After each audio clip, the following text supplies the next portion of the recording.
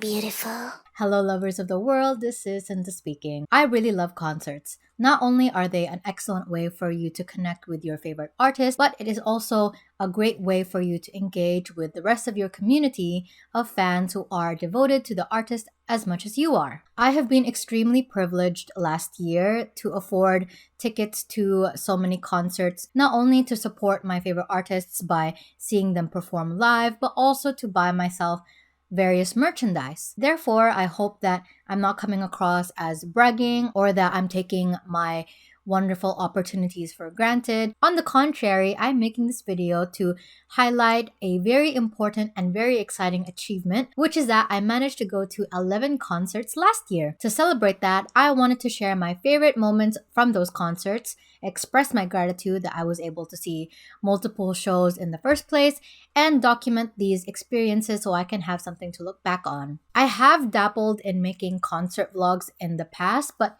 they were never something that I was committed to. Every time I had a concert coming up, I would contemplate or consider making a vlog out of my experience, but I think I was just too focused on enjoying the experience without overthinking too much about making a good vlog or a good story out of it. Therefore, I thought that this kind of video was the best way to kind of summarize and look back on all of the amazing moments I had in 2023. So this video will mostly stick to a very simple story time format, and I will include some various video clips from the various concerts I've been to interspersed throughout my storytelling. This is mostly because, again, I didn't plan to make something like this, but now that 2023 is behind us and I have a lot more concerts to look forward to, I wanted to celebrate the various shows I was able to see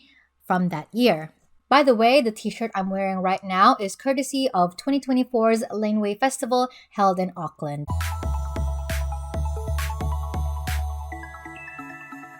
The first concert I went to in 2023 was Rina Sawayama in January. I really enjoyed this day overall. I had hung out with my friend earlier in the afternoon, then I met up with a different friend who I was going to the concert with to prepare for the night at her apartment, and then we went to the venue together, which was at Power Station. By the time we got there, the line was already decently long, and when you're standing in line with the rest of the concert goers, I think it's the best place to kind of gauge what kind of people are going to the event with you. I saw lots of cool fashion, and you can definitely see the kind of demographic that are Rina Sawayama listeners. Eventually, the doors opened and we went inside. The first thing I do whenever I enter a venue for a concert is buy my merch, because I'm always super concerned about merch running out if I wait too long. This is the t-shirt I bought. There were a couple of other t-shirt designs, but this was the one I liked the most. And they did sell other things like hats and tote bags and obviously CDs, but I always feel like I could justify buying an overpriced t-shirt, but I could never justify buying another tote bag when I have so many anyways. I like Power Station as a venue because no matter where you are, you have a pretty good view of the stage. Not small by any means. I feel like I've been to smaller venues. It definitely feels a lot more intimate than, say, Sparks Arena. I'm pretty short myself, so you can see why this would be such an advantage for me, and that's why I would like to go to Power Station. Power Station also has like a balcony thing going on, so you've got the pit in the middle, the stage at the front, and then along sides of the wall are balconies that I think I can never get this right. So either the ones downstairs is all ages and the ones upstairs is 18 only, or either it's the other way around. I can never remember because I always get 18 plus tickets because I love drinking at concerts. Concerts are my favorite place to drink for sure. Obviously, you can enjoy a concert without drinking, but the next couple of stories I'll be talking about in this video will feature me being a little bit too drunk. And of course, they always overprice these bloody drinks, but I can't help it. I buy overpriced t-shirts, I buy overpriced drinks. So my friend and I got drinks while we waited for Rina to arrive. The opening act was surprisingly a DJ. I thought they were gonna bring in a local act to perform, but instead it was just a DJ, and the venue, when the DJ started playing his set, the venue felt like a big club. It was like ooks, ooks, ooks, ooks. It was very cool. There was also this really awesome moment in the interval between Rina's arrival and the DJ set where the sound tech people played a handful of pop songs to pass the time. And because the crowd is mostly pop music enthusiasts, the entire venue started singing along. And it was just a really overall fun like experience to be with them and sing along with them.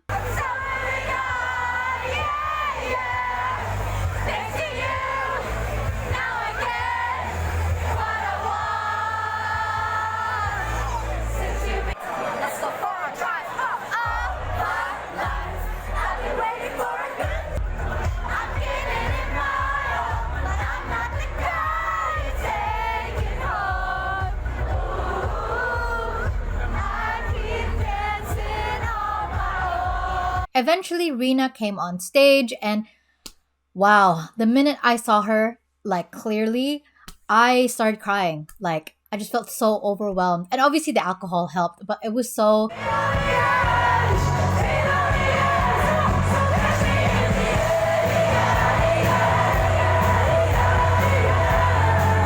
incredible to see her in person, and she was so beautiful and she had such charisma on stage, and she sounded really, really amazing. Like, she sounded just like she did in the studio recordings, if not better. And I did not stop crying the entire night. I think it was just because obviously this was the Hold the Girl tour, so a lot of the songs inherently are about holding your inner child and healing and stuff like that. But I don't know, it was just so moving to be with so many different people. She didn't play my favorite songs, which were Ordinary Superstar and Phantom, but it was still a really amazing show, and I was really lucky to have been there. When I started scripting and planning this video, I realized that I didn't actually have a lot of videos from the night. Instead, I took a lot of pictures, and I think it was because I was screaming throughout the entire night that like taking a video would just not be worth it, because all you would be able to hear is me screeching at the top of my lungs, singing along.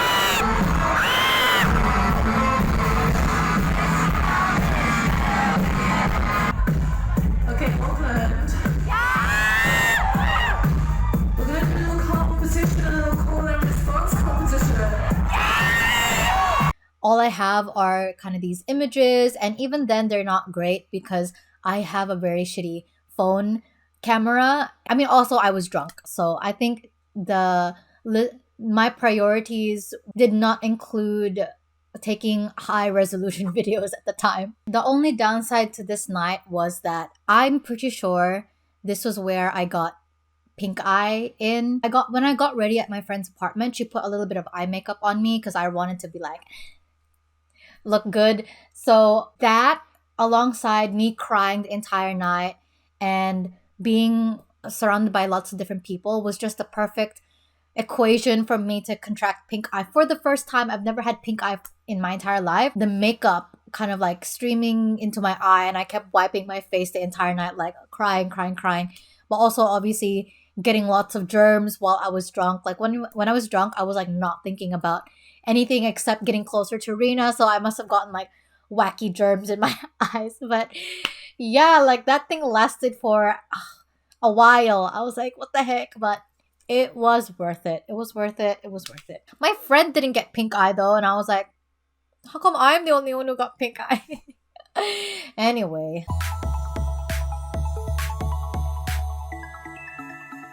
Then I went to the Lorde concert in March. For those who don't live in New Zealand, summer happens during November to around February. March would still be a bit warm, but definitely not as sunny as it would have been in the months prior. And we were thrown in the throes of a hurricane in 2023. So it was raining a lot, and we experienced a lot of flash floods that the country is not really used to. And it was definitely nothing I've ever seen in New Zealand before. It was the first time I've ever been scared living here. In the Philippines, where I used to live, there were a lot of flash floods that happened yearly, but they were such a big part of your life that there was never any real sense of threat or danger when you lived there. And then when I moved here, because I have been sheltered from that type of weather for so long, I was kind of really shaken by this very sudden weather thing happening here. And everybody else, of course, was affected by it in a significant way. So it was a big relief when things started to ease up by March. The day of the concert was quite sunny, and I think everybody was just really relieved to be in the sun again. So the venue was at Western Springs, and this is the first time I've ever attended a music event at this place. It would have been the second time because I had bought tickets to the Laneway Festival that was supposed to happen in February, but that was canceled because of the floods. Since I've never been to Western Springs before, I was really impressed with how big and spacious the place was. So I took the bus there, and the first thing I did when I arrived was buy merch, of course. I ended up buying this lovely long sleeve t-shirt for Lorde, and I also got a t-shirt from the opening act Phaser Days. Now I'll talk about Phaser Days a little bit later, but so she's another New Zealand artist, and I have been looking forward to seeing her in Laneway. She was supposed to be performing at the festival, but again that got cancelled, so I was really ecstatic to find that she was opening act for Lorde. I don't think I found out until a bit later. So I bought this long sleeve because I liked the design of it the best. So if you look at the back, it's kind of this really pretty design. It makes me wish that the design was at the front instead because it's so cool and dramatic. There were two opening acts. No, there were three opening acts. So there was Ricky Reed, Phaser Days, and then Marlon Williams, and then Lorde. So at the time that I arrived, the crowds were still pretty thin, but everybody was kind of enjoying the sun. Lots of people brought blankets and mats, and I kind of wish I brought one as well. I didn't have the foresight to pack one with me. I kind of enjoyed the picnic vibes that everybody was kind of getting into at the time. There were a lot more families than I expected to be at the concert, despite the not so family-friendly vices happening around, so I'll leave it at that. Of course, the majority of the crowd were hopeless 20-somethings like myself, but there were some parents, some kids running around, and even some grandparents, which I thought was quite sweet. I just found it heartwarming that so many different kinds of people loved Lorde. It could be because the Solar Power album itself was a bit more nostalgic, and I can see how that might appeal to people of an older demographic, because I know that the Solar Power album sort of flopped with the people who were hoping for her to be more pop-centric as she used to. And I kind of felt in that category for a while, but by the time that the Solar Power tour rolled around, pretty much embraced the album. And I found myself in a place where I understood why Lorde made such an interesting album. Anyway, like I said, I arrived just in time for Ricky Reed to start her set.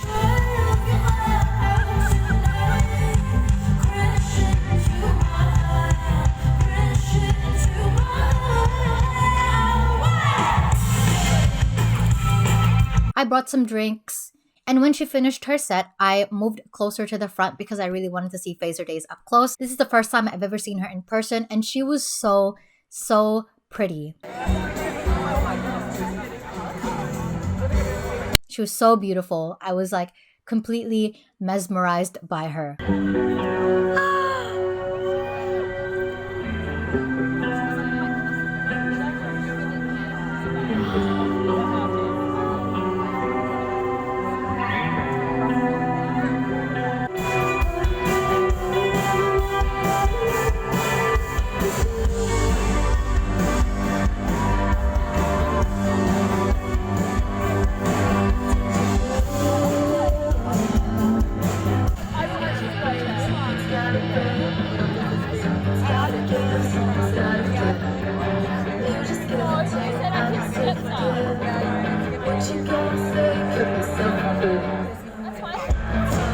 She played both of my favorite songs, which were Jennifer and Lucky Girl.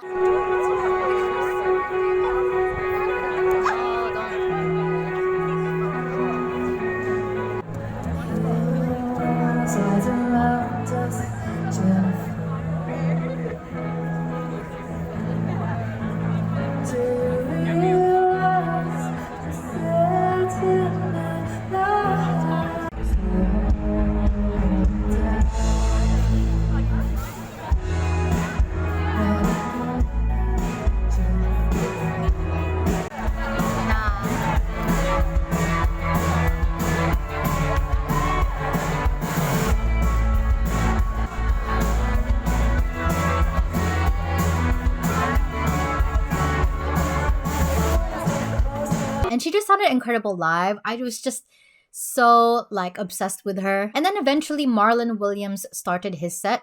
I've never heard of him before, but I did like his vibes, and I thought he was such an attractive guy.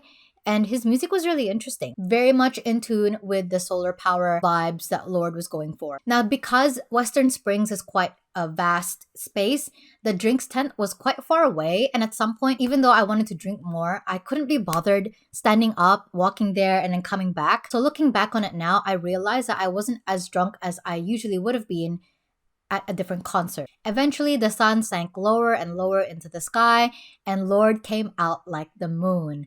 Like, quite literally, she looked like the moon, and she looked so pretty. I knew it was a reference to the sun because it's a solar power tour, but now that I look at the pictures after the fact, she really did look more like the moon, considering like everything else was black and we were underneath the starry sky. Lorde was a really amazing performer. She had a lot of energy and she seemed genuinely happy to be performing in Auckland. I think it was because she had been touring beforehand and she had performed in other cities in different countries, and she had this really like sweet and sincere monologue about coming home and performing in front of her fellow Aucklanders, which I just thought was really cute. And I also really loved the set. The stage itself was really like fun. There were dancers and the stage design was really, really cool. I'm a big fan of Lorde, so I was just really happy with any song that she played. Oh my god, I'm sorry. A couple rebel top vibes flying away. Oh my god, shut up, she's so beautiful. Well, you left, baby, it's okay. In your car radio, in your car radio, we keep trying to talk about us. So much, I'll be a quiet afternoon crush. Be a fire overnight rush. Make you crazy over my touch. But it's just a super kind of inside him, stay half lines. I'm kind of over getting so to throw my hands up in the air.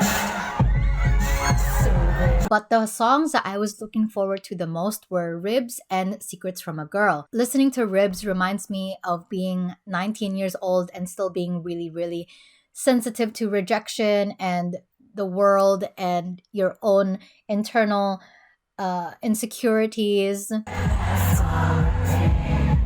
holy shit.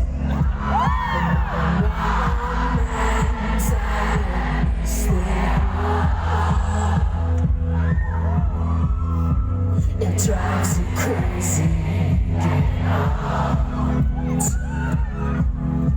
The stream is the fancy. Reeling through the midnight streets. The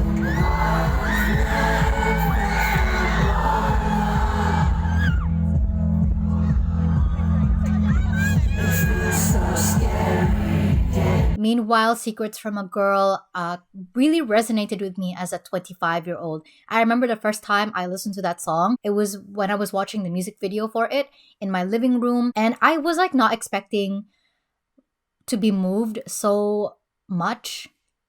So it like the tears kind of just, I remember the tears kind of just coming out of nowhere. couldn't wait to turn 15. Then you blink and it's been 7 years. Growing up. It was really one of my favorite songs of 2022, and it's still a song that I still think of even now. And hearing both songs live was so cathartic, and I just felt like it made me realize how big of a role Lorde's music had played in my life up until then, and probably all the way into the future.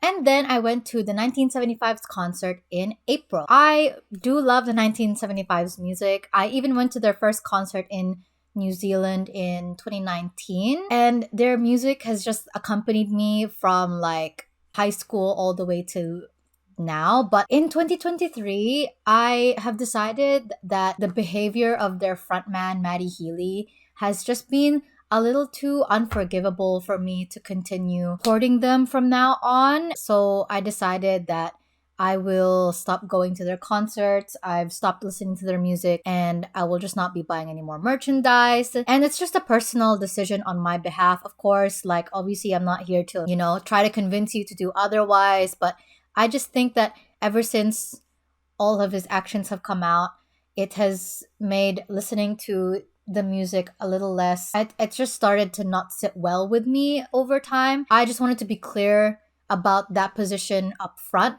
because I will be talking about my experience with the concert, and I have a lot of conflicting feelings about 1975. I want to be clear that my morals come first.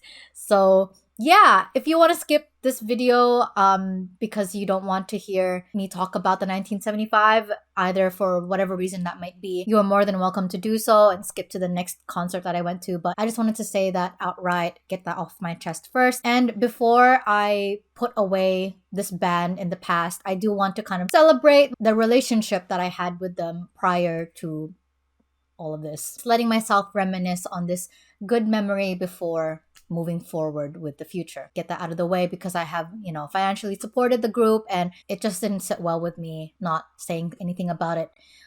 Anyway, I decided to go to this concert by myself. I actually do that a lot. At the past 2 concerts, I went with a friend, but usually I actually go by myself. I buy tickets thinking that I'll be going by myself. And usually I prefer that because my relationship with the music and the artist is quite personal. While I will not say no to somebody coming along with me, the experience of going to a concert by yourself is still something I look forward to. To this concert, this was held in Sparks Arena, the same venue that they had the last time I saw them. And when I arrived, I didn't really have much to do because I was by myself, which was fine. All I did at first was buy my t-shirt, which was this.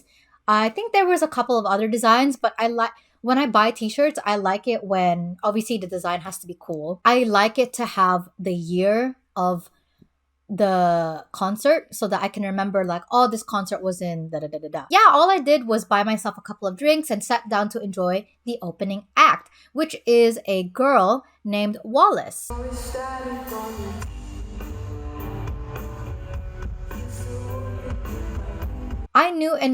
I knew of her and of her music, but not enough to have a favorite song. When it was revealed that she was the opening act, I did listen to a lot of her music before coming to the concert, but I think overall it was not as memorable for me. So I went into it just kind of enjoying her performance.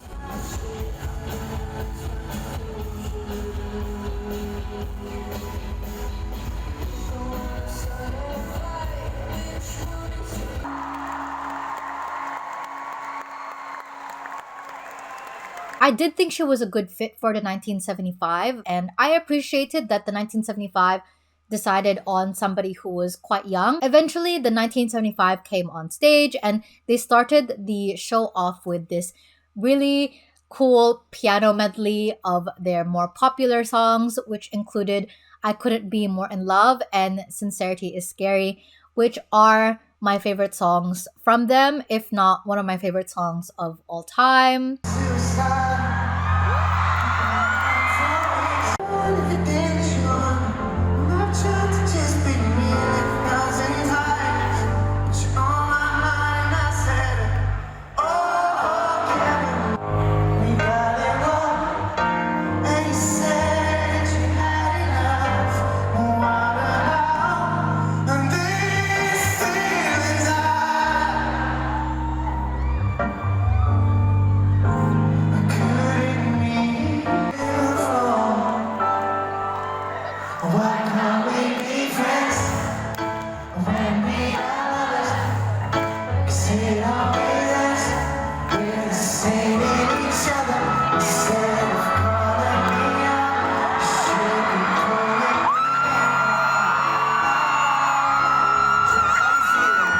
So the show started off really well, and at some point, though, Maddie Healy started monologuing, as all artists tend to do at their own concert.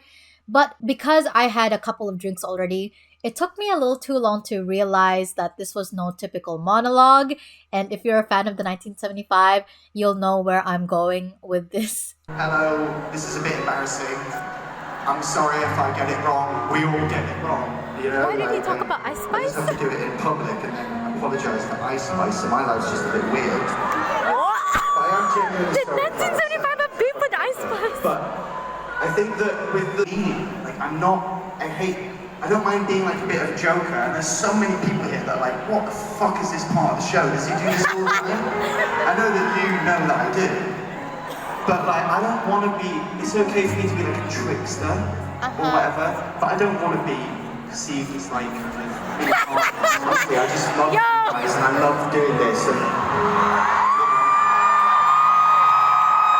Ice Spice. being trickers, I can come out on stage, I do all this kind of stuff. I remember being so confused. Like, that was the biggest thing that I remember feeling. Obviously, I was like drunk already because I had no idea that there was any beef between Ice Spice and Maddie Healy at all. And at this point, because I was drunk, I was more so amused at the situation and at his ramblings rather than trying to focus on what he's actually saying. At the time, I was like, lol, what is this guy yapping about? So I was just there to enjoy the concert. I did not like even consider what the heck he was talking about. And it didn't help that the band continued their set as if nothing happened. So it wasn't until like later on in the evening or the next day that I started to find out all these things. But at that moment, I was just there to have a good time.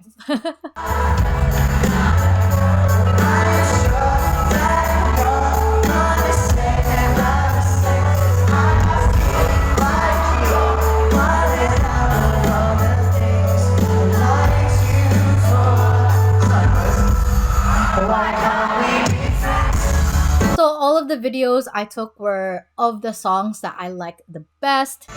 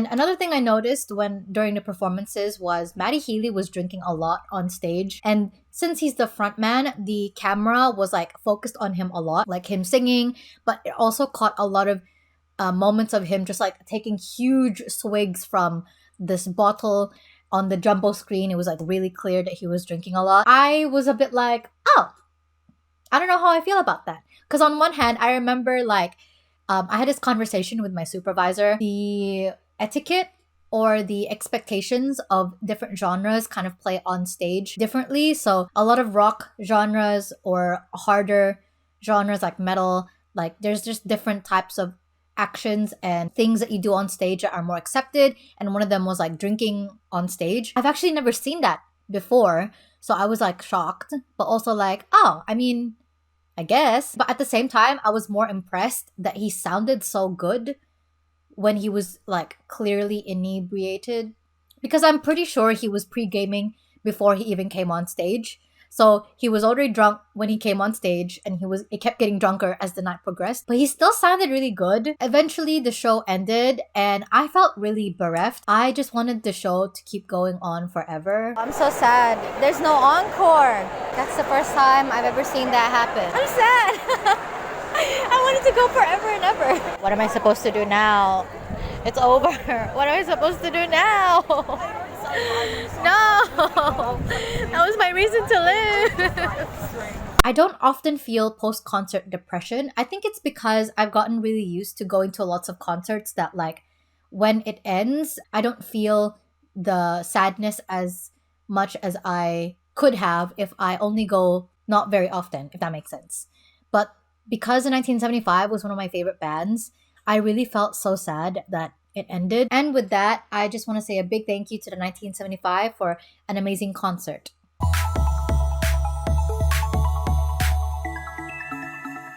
In June, while I was in the Philippines, I went to the NMIXX concert. I bought concert tickets to NMIXX after I had found out that they were going to the Philippines. I thought it would be a really wonderful experience to go to a concert while I was overseas, and I was curious about the differences between going to a concert in Auckland versus going to a concert in a different country. NMIXX happened to be there at the same time that I was going to be there. I wouldn't really call myself an NMIXX fan purely because I don't actively keep up with their other content like vlogs, live streams, and other activities. I haven't bought any of their albums, and I only enjoy a few of their music. At this point, they had only released one full EP and a handful of other singles, and within that small pool of music, I only really liked maybe a handful of them. Regardless, I was still really impressed with their talent, their charisma, and their work ethic, and I also liked what I knew of their personality, however little that might have been. So even though I wasn't like a big fan of their music, I knew that if I went to the concert, I would still have a really good time. So this concert was held in June 30 at the New Frontier Theater in Quezon City. I've never been to this theater before. I haven't been to the Philippines in a long time prior to this trip, but also because I wasn't really going to concerts when I was, 10 years old. Sadly, there was no official merchandise available on the venue. Unlike in the other concerts I've been to, there usually is a merch stand or a table, but this time I think you can only get official merch if you had bought VIP tickets, and I most certainly did not buy VIP tickets. Instead, I bought seats at the upper level. I was pretty happy with my position. I was sitting down and I had a really good view of the stage, and below my level was the pit.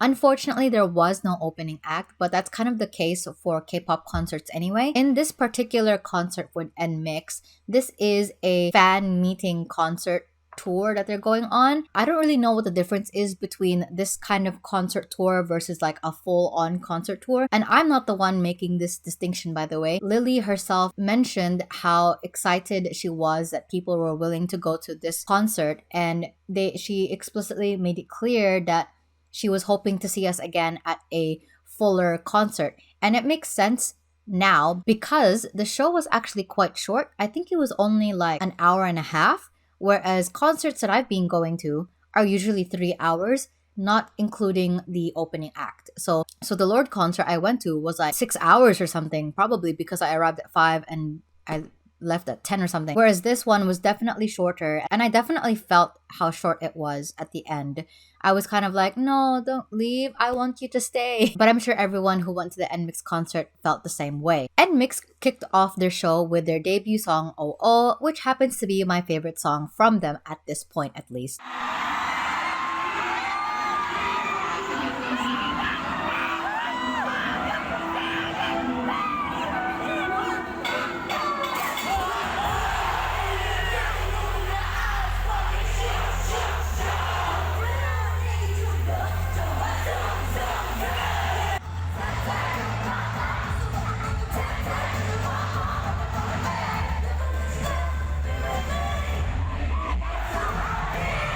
This is the first time I've experienced a culture shock, but for concert etiquettes. I've been to many concerts before, not just counting the ones that I've been talking about in this video, but all of them have been in Auckland. So I think I just got used to the Auckland concert etiquette that I've been exposed to over the years, that when I went to this concert in the Philippines, and especially since this is a K-pop concert, which is that most of the audience had their phones up filming like this 85% of the time during the entire concert. Of course, of the concerts I go to, people film performances all the time, and I also record performances all the time. But I've never seen it to this extent where pretty much like I would look to my left and I would look to my right and everybody just had their phones up. And it wasn't just the quantity of people who had their phones up, it was the length that people had their phones up. They were filming pretty much the entire show, and some people had like their power banks attached to it, and I was thinking like, man, their arms are probably tired, but they were so enraptured by the show that I don't think they noticed. Another thing I kind of noticed as well, the way that different people are looking at the concert, because sometimes people would have really good high quality phone cameras. So if they were far away enough, I had a pretty good view of the stage, and the screens were pretty good, I would say. I could see the faces of the members clearly, and it was quite attentive to whoever was speaking at a specific moment. So I would say I wouldn't have needed, a zooming binocular thing, but a lot of people had their phones up and they would look at the concert through the phone, zoomed in, because that's just how high quality and crisp the phone cameras were. Other people, of course, just had their things up and then they were looking kind of like that. At first I was quite surprised, and I think I've only just recently realized why this phenomenon kind of happened. I guess for me, my relationship to live music is completely different to everybody else here. But I think for a lot of people, one, this is probably the first time they've ever been to a concert before, since NMIXX is a pretty new group, and I can totally imagine somebody getting into NMIXX when they first debuted. Maybe they're in their, maybe they're 18 or early 20s, and they finally just earned enough money to go to this concert for a group that they really, really love. And I can totally see them feeling really desperate at capturing every moment so that they can kind of relive that moment over and over again. Because considering the state of the Philippine economy right now, for many people, this is probably going to be, one of the very few concerts they'll ever go to in their entire life. And so to them, like, documenting this is really, really important. And obviously, there's a knee-jerk reaction in me as like somebody who values live music to be like, people should be in the moment. Put your phones down. Gen Z are too attached to their phones. But I think it's just part of K-pop etiquette as well, community practice. People are definitely filming this not just for themselves, but in their heads, they're rationalizing it as they're filming it for other people who couldn't go to the concerts. Because if you are a K-pop fan, you would know that fan cams do numbers because people are just so invested in these live performances. And for a lot of people, NMIXX is probably not going to come to their country ever in their entire life. So I can see that somebody out there in the crowd was thinking that this is for somebody else. And I think that's kind of beautiful. And it just, like, thinking back on it all, it made me just feel so much more grateful about the existence of live music and all the various ways that we engage with it and feel about it and think about it. So you can tell, I mean, wow, I'm such an ethnomusicologist. Those are just my thoughts. Another thing I was thinking about, though, is it could really just have been an actual cultural thing. Maybe Filipino concert goers are just more likely to film things, whereas Auckland concert goers are less likely to film things. Another thing would be the age group, of course. So a lot of K-pop fans tend to be on the younger side. And I mean, I'm 25 and I would consider myself young. So I really think there's just so many different factors that go into the decision of filming for so long. Because it wasn't like people were filming like sporadically. They were like filming the entire show. I was really surprised. I've just never seen anybody do that at that point, at least. Anyway, back to NMIXX. They were really incredible performers, and I was really impressed and blown away by how steady their vocals were. And honestly, like, their dancing is also really, like, I don't know what the word is, but like they were crisp.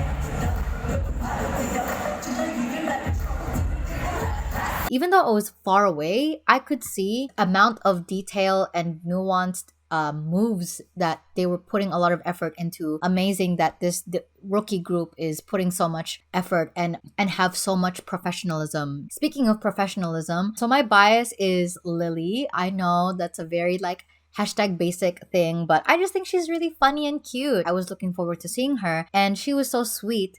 But I did feel kind of bad for her because I could tell that she was putting a lot of effort into being the main English speaker. This Manila show is their final stop on the tour, so she was probably doing this for pretty much all of their international shows, at least the ones that are predominantly English speaking tour stops. Had to have been a lot of pressure on her, and it must have been incredibly draining to be kind of the face in so many ways. On the other hand, it must have also been really difficult for the non-English speaking members to basically speak a foreign language for pretty much all of their international stops, because like it or not, English is kind of like the language of the world. So I really, really commend the girls for the amount of effort they've been putting into the crowd work, because half the time that's kind of like, obviously, like concerts are not just you sitting there and performing, but it's also about how you interact with the audience. And I could tell that they were doing a lot to try and reach out to the fans and stuff like that.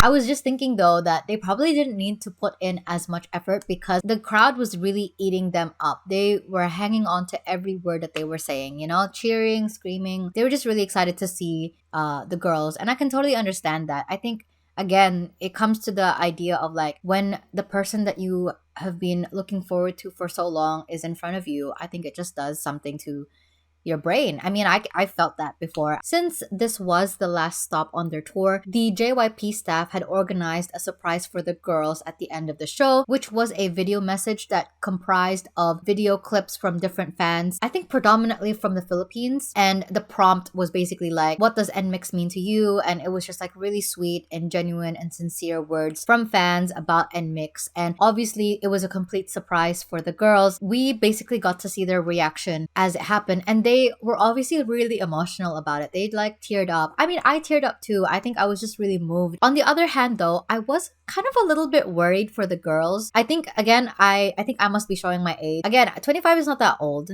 25 is not that young either. But the NMIXX girls are younger than me. And then I was just like, no matter how much a K-pop idol loves being an idol, no matter how professional they may be at performing, being emotional to the point of tears is still gonna be draining.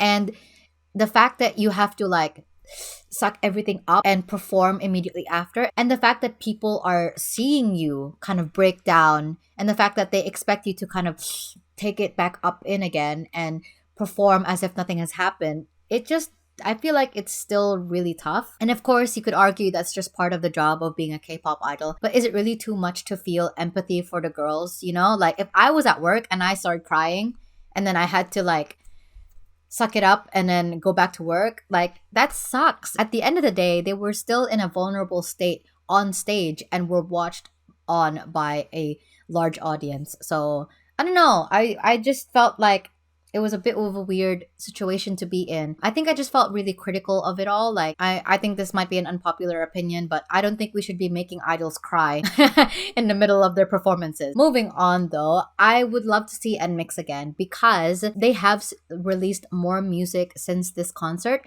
and I really like the new music, and it would be so incredible to watch them perform this new music and also to kind of see the development of their skills as performers. And I've just been really enjoying the ride of seeing them develop this musical identity and building up their careers. So I'm really looking forward to maybe seeing NMIXX here in New Zealand, and that would be so cool, I think.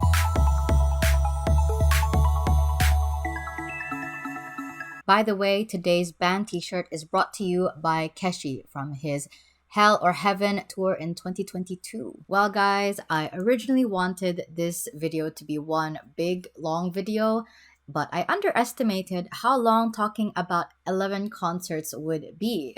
So I decided to split this into 3 parts. In this video, we covered what I listened to in January, March, April, and June. In the next video, we're gonna cover all the concerts that I went to in July, August, and September. And then the final part of this series will cover all the concerts I went to in November and December. And if you want to see the next part of the series, you are welcome to check them out in my channel. Otherwise, I can't wait to share my love with you again next time. I'll see you guys soon. Nobody like you do. I can't lose when I find